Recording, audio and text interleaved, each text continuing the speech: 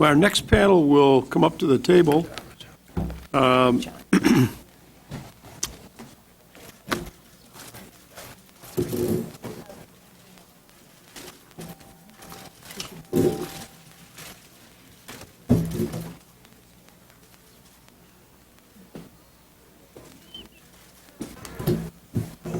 We have a group of people here, some who are working in homes for the homeless, and some are people who have experienced the whole 9 yards.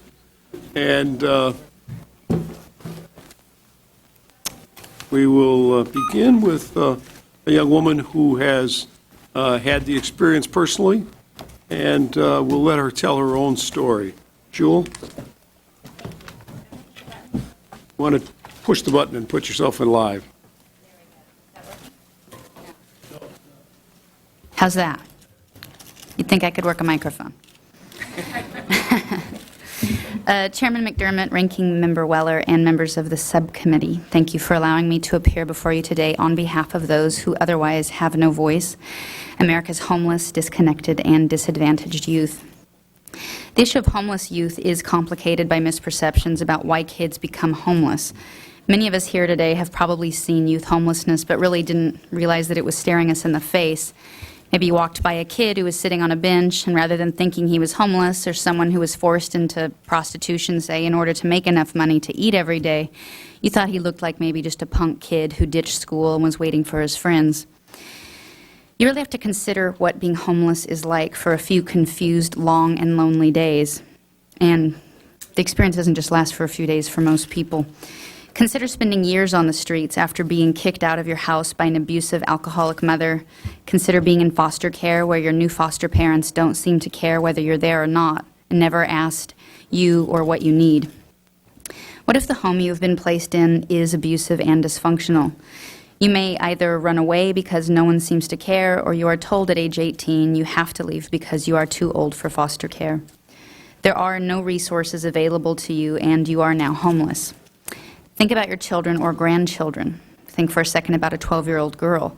What if her first sexual experience didn't come at a time of her choosing, but after an uncle touched her and made her keep it a secret? Then the secret is exposed, the truth spirals out of control, forcing a needlessly ashamed and frightened girl onto the streets. These girls and boys do not choose to live on the streets or be homeless.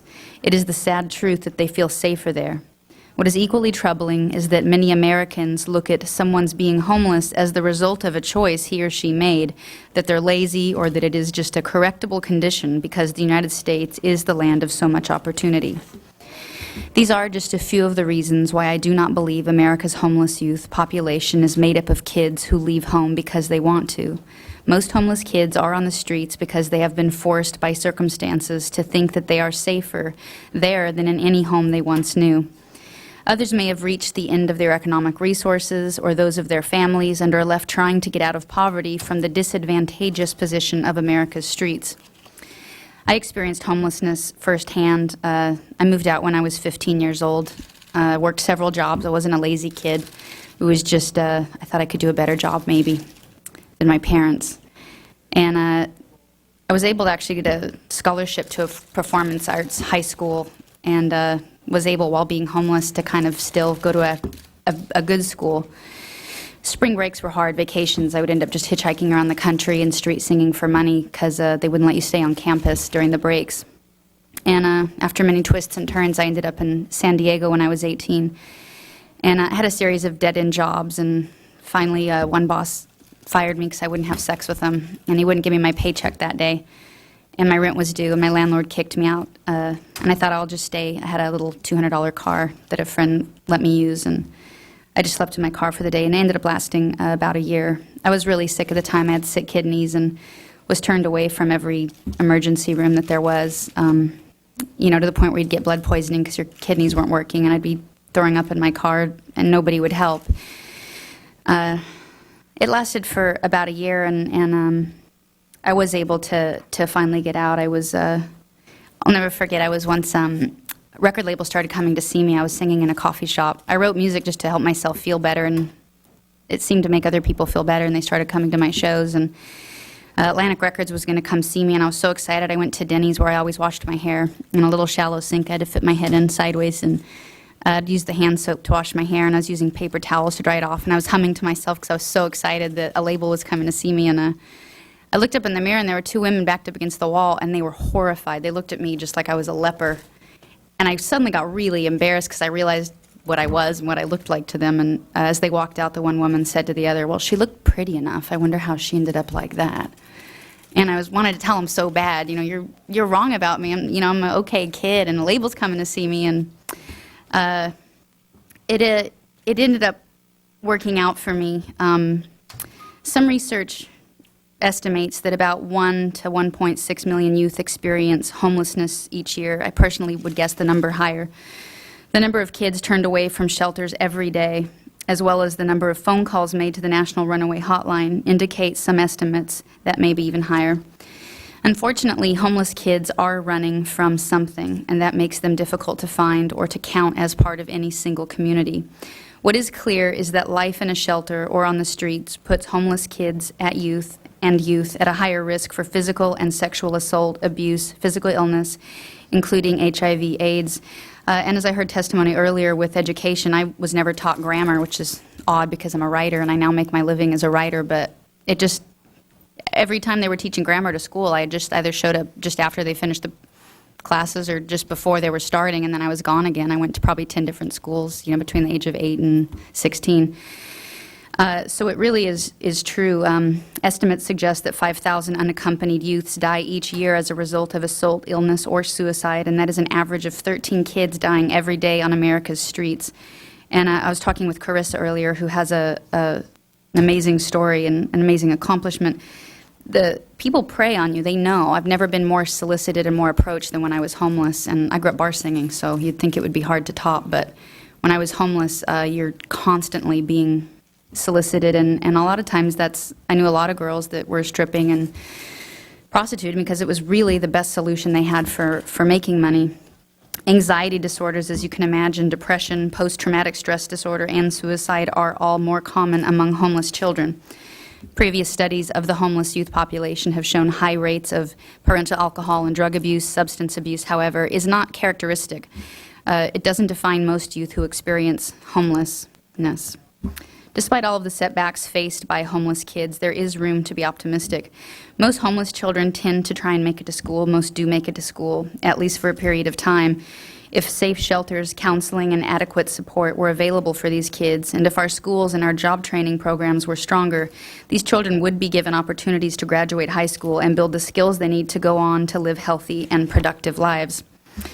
It's funny, my boyfriend of 9 years laughed when he met me because he always said I could end up in Wisconsin if I needed to on a shoestring with a stick of gum, but I didn't know how to do laundry when he met me. I didn't know how to do really simple, functional things, and you need to be taught that. You just aren't taught those things. You don't realize that that's what your parents are supposed to be teaching you. And as I prepared to be here with you today, I learned Congress is taking steps in the right direction this year by increasing the level of federal support for homeless youth-related programs. I understand the House of Representatives is poised to pass a $10 million increase for Runaway and Homeless Youth Act programs and a $5 million increase for education of homeless children and youth programs. This anticipated funding increase is crucial. I cannot tell you enough. Support for shelters and transitional living and housing programs is necessary if we are going to change the landscape for homeless boys and girls in America. Regrettably, I do also understand funding for street outreach programs may not receive an increase in funding this year. What I know about street outreach is that it is essential to dealing with the issue of youth homelessness. We need people who work hard to find these kids and point them toward help, because we know that they will not be looking for adults. Adults most likely contributed to their situation in the first place. When they do seek help from adults, the system, police, they're just opening themselves up to be harmed and exploited or arrested again. I am passionate about the work in this area by Virgin Mobile USA and its regeneration movement in supporting the homeless youth street outreach programs of Stand Up for Kids and awareness-building efforts by Youth Noise. The regeneration is also supported by Virgin Unite, the Virgin Group's charitable arm created by Sir Richard Branson. The fact is that businesses and organizations working together are crucial to the success of federal programs, and broader support in this area is desperately needed. I would like to thank Congress for its help in raising awareness of issues surrounding homeless youth by introducing resolutions that designate November as National Homeless Youth Awareness Month. I look forward to their passage so we can all make November a success by demonstrating to these forgotten youth that Congress is listening, people do want to help, and that people care about their futures. Today is an opportunity to discuss important problems facing families and children across the country. As you begin examining ways to prevent youth homelessness, improve community-based intervention programs that support families and older adolescents, and assist youth aging out of foster care, it is my hope that your job becomes easier once the problem is absorbed into the consciousness of the American people. This country has to stop looking in the other direction on these most heart-wrenching and complex issues facing America's youth. Through greater awareness, people will view this as a problem with solutions. We must all work together to end youth homelessness in America. I am pleased to be here today, and I will do my best to answer any questions you may have. Thank you very much.